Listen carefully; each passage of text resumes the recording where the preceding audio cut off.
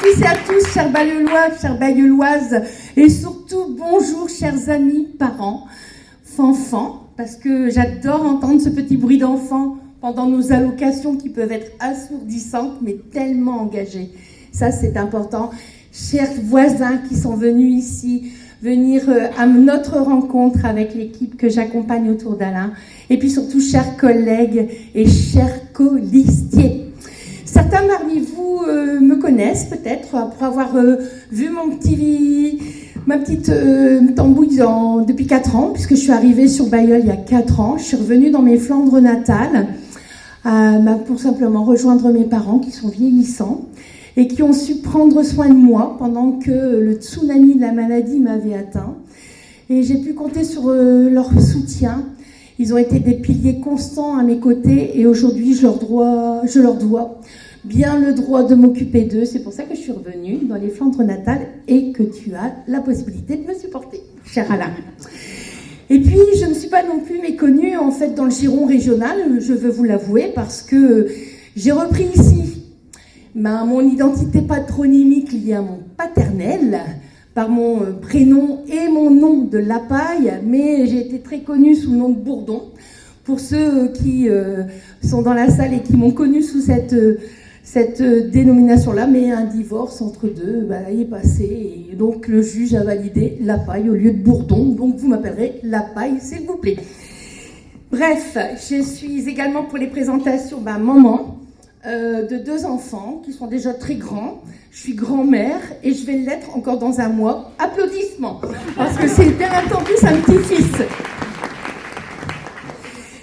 Bien, les présentations étant faites, Jean-Marie, je vais vous parler de sécurité. Mais bien avant, je voudrais quand même revenir sur un point qui m'est très important et qui m'a, en tous les cas, engagée auprès de toi, Alain, dans le projet politique que tu veux défendre pour notre ville.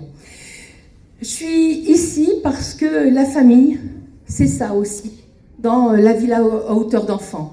La famille, c'est le lieu d'attachement, de ressources, de transmission, de protection, d'épanouissement. Et cette valeur, c'est une valeur qu'il nous faut partager.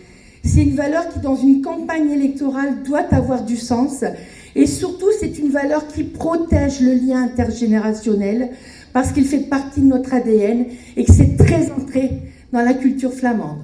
Je voulais juste vous dire en aparté que si le micro ne fonctionne pas, vous me faites des signes. Super. Vous avez le droit, vous tous aussi, hein. La famille, et ce lien intergénérationnel, c'est le socle de nos quotidiens. Il doit l'être aussi dans le socle d'une collectivité publique. Et cette affirmation, pour moi, n'est pas du tout insignifiante.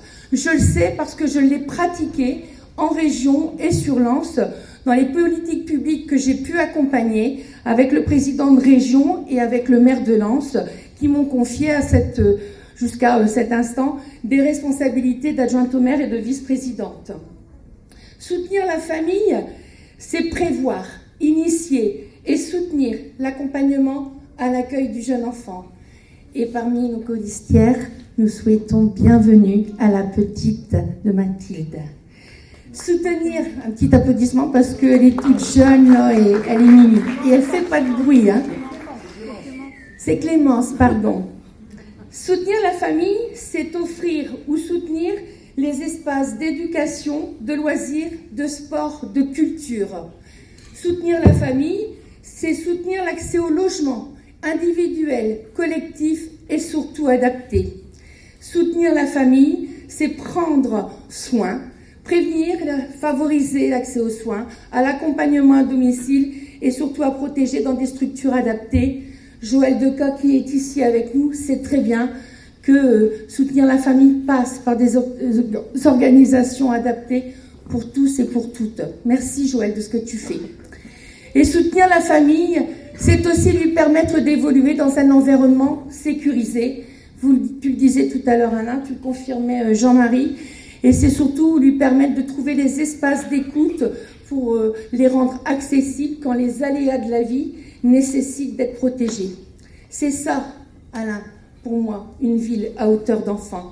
C'est tout mettre en œuvre pour permettre le devoir de prévention et de protection pour préserver la sécurité de tous.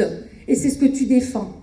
Et c'est cette volonté-là qui m'a déterminée à t'accompagner, et à t'accompagner avec les colistiers qui sont dans la salle, et de te proposer mes savoir-faire et mes compétences en gestion de collectivités publiques, parce que nous avons encore tant à faire dans une France qui actuellement se sent démobilisée et se sent en insécurité.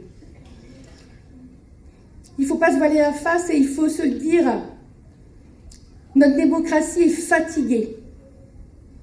On en parle trop régulièrement dans les médias et parfois, au comptoir où on prend notre café, on se le dit aussi ensemble. Mais que font-ils pour nous? Ils nous oublient entre deux élections. C'est ça le ressenti global qui peut parfois être exprimé. Mais ce que je veux vous dire ce soir, au-delà de mon expérience locale que j'aimerais partager avec vous et avec Alain et l'équipe, c'est qu'en définitive, au niveau local, nous avons la capacité, dans une équipe qui est unie et surtout qui engage une démarche de partenariat avec l'ensemble des institutions présentes sur le territoire, on est capable de porter des projets qui peuvent répondre à la sécurité. Et l'adage d'ailleurs nous le rappelle, prévenir, c'est guérir.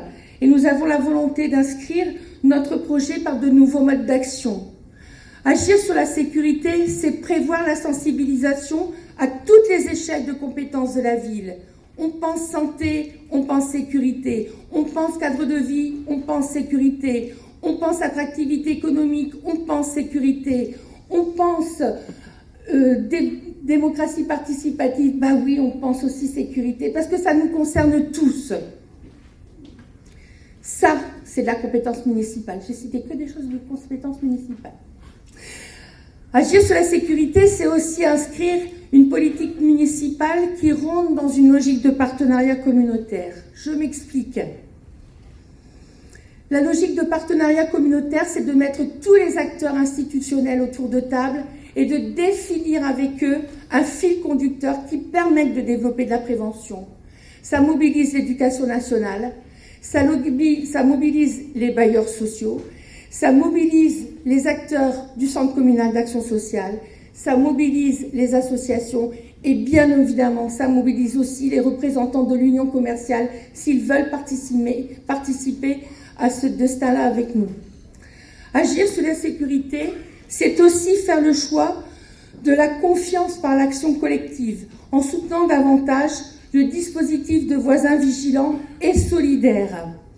Parce que ce dispositif aide à la mise en place d'une police de tranquillité publique à laquelle la police municipale est associée, mais surtout, elle est co-construite avec les conseils de quartier ou les conseils de hameau, comme nous l'envisageons.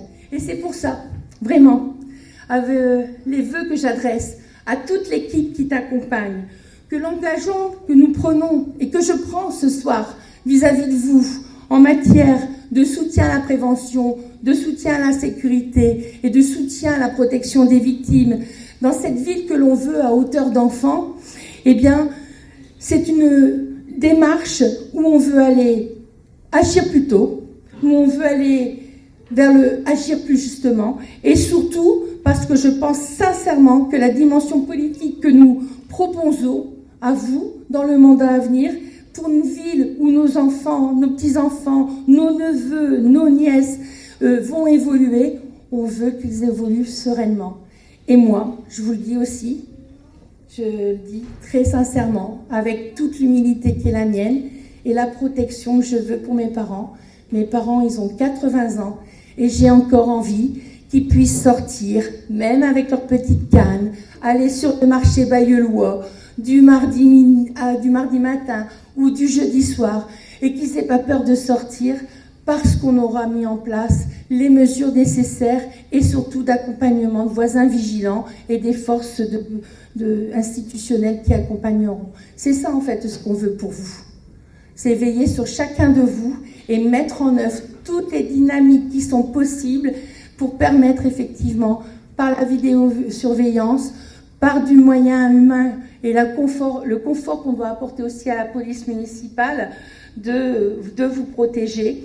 Et c'est pour aussi, je le dis, un cadre de vie qu'il nous faut en sécurité et qu'il faut prévoir en sécurité. Ça passe par des aménagements et ça, c'est Émilie Ducourant qui va nous en parler.